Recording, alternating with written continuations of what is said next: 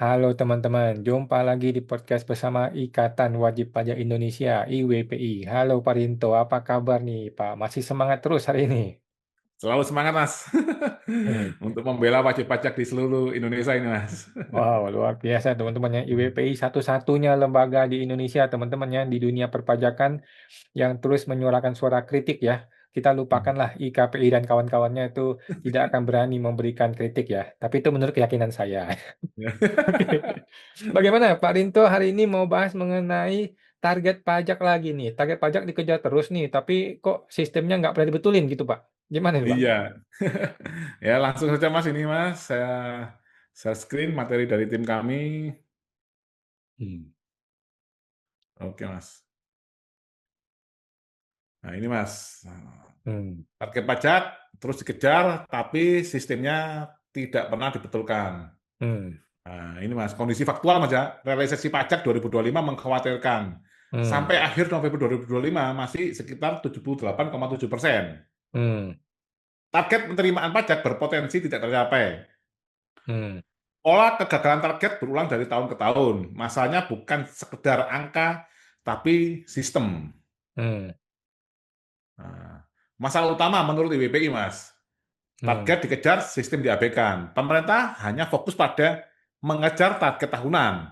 Tidak ada Hmm. pembenahan mendasar pada paradigma kebijakan, regulasi, Hmm. dan proses bisnis. Hmm. Kepatuhan dipaksa, Mas, bukan dibangun. Hmm.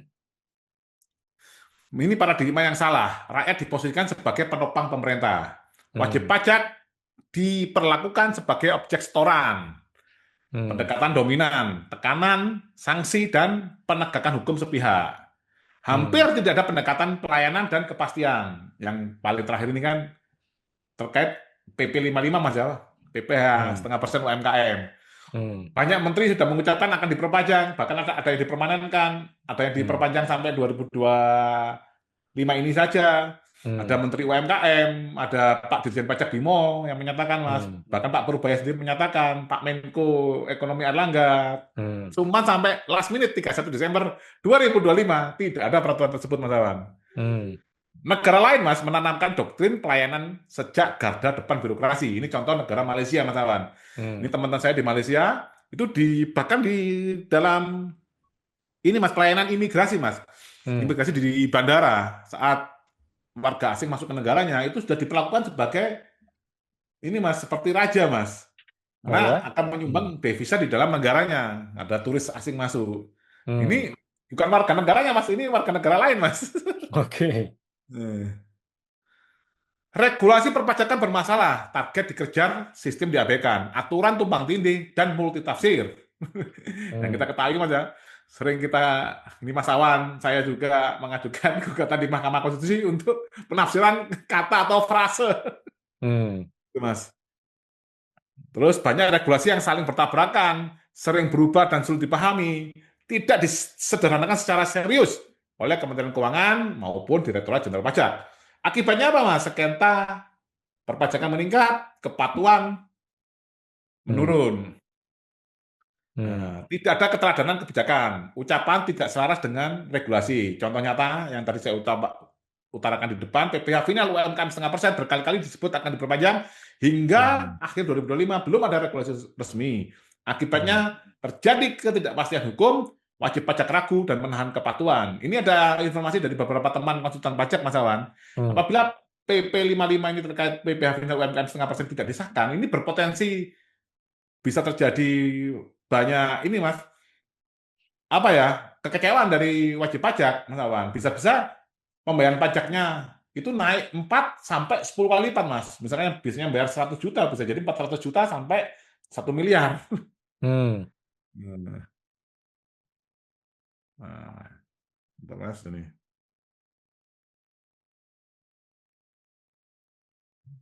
Ini Kortek bukan jawaban jika urutannya salah, Mas.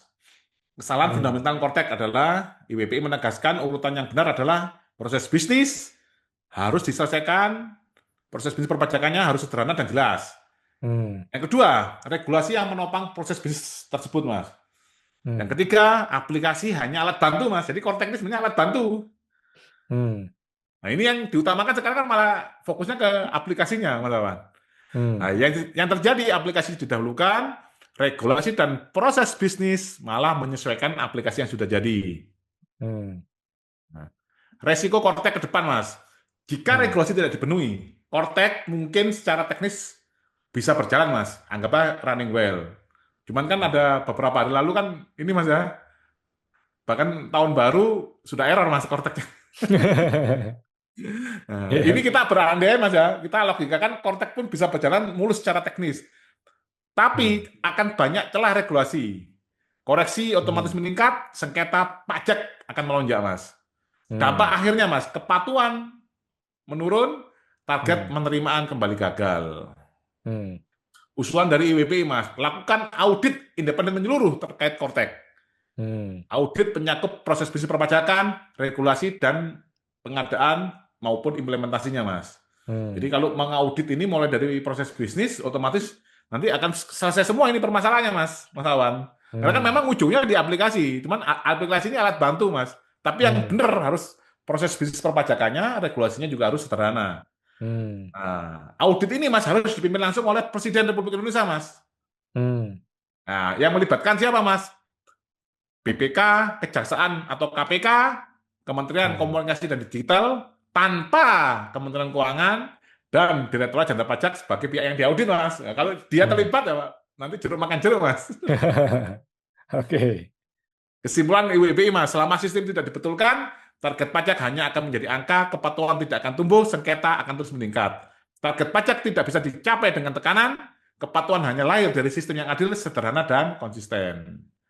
Hmm. Pesan IWPI, kejar target boleh, tapi sistem harus dibenahi, regulasi sederhana, negara harus melayani, bukan menekan. Hmm. Nah, Ikatan Wajib Pajak Indonesia mengawal keadilan perpajakan. Nah, Ini kalau begini sepertinya gawat ini Pak jadinya. Kalau begitu bagaimana jadinya? Nanti penerimaan pajak dulu nih Pak. lah, makanya itu, Mas, sebenarnya kan ini dari pemerintah ini harus memahami, Mas. Nanti kita lain kali minggu depan kita bahas, Mas, ya. Nanti stakeholder management, Mas. Nanti kita Hmm. akan detailkan di situ siapa sih seharusnya yang dilayani oleh Direktorat Jenderal Pajak ini, Mas. Dan apa sih Hmm. bisnisnya pemerintah ini, Mas? Hmm. Sekarang saya tanya, Mas Alan tahu nggak bisnisnya pemerintah itu apa, Mas? Kalau diibaratkan perusahaan. Bisnisnya pemerintah apa? Iya. BUMN. Nah, enggak, bisnisnya pemerintah. Bisnisnya pemerintah itu adalah pelayanan publik, Mas. Oke, betul. Nah, karena bisnisnya pelayanan publik, kita lah disuruh bayar melalui kekayaan alam kita, Mas. Kekayaan alam kita Hmm. aja kita belum sentuh, Mas. Hmm. Mereka serang pajak terus sampai 82%. Hmm. Bisnis pemerintah itu sebenarnya pelayanan publik, Mas. Sekarang apa gunanya pertumbuhan ekonomi? Hmm. Kalau sekarang mau ngurus izin usaha atau pendirian pabrik A di negara lain 7 sampai 14 hari sudah kelar, di kita 2-3 tahun, teman-teman. Bisnisnya kan itu, Mas. Pak Hmm. Purbaya harus memahami itu, Mas, sebagai selaku Menteri Keuangan. Kita tidak, ini, Mas, ya kita ngasih Hmm. saran, karena kita rakyat yang bayar pajak, pasti kita lebih pintar dari mereka, Mas. Hmm. Gitu, Mas. Bisnisnya ini harus paham. Nah, bukan uang ditaruh di bank, diinjek, diolah-olah gini, itu kan sama saja dengan kas ini dipindah ke sini, tanpa Hmm. memperbaiki sistem produksi dan sistem penjualan, gitu, Mas Awan, kalau kita ngomong perusahaan, Mas. Hmm. Jadi harus paham dulu bisnisnya pemerintahnya apa lah. Nggak paham bisnisnya kan gimana, Mas? Hmm. Nah, kalau nggak paham bisnisnya, Mas, akhirnya jadi kayak pemerintah ini, akhirnya kayak preman jalanan, Mas. Nakut-nakutin kamu kalau nggak bayar, ayo kalau nggak bayar nggak boleh lewat, kan gitu. Oke. Nah, itu Mas Awan, harus paham bisnisnya, Mas. Nah, itu tertuang di mana? Nah, karena ASN adalah pelayan publik, ada di Undang-Undang ASN, ada di Undang-Undang Administrasi Pemerintahan.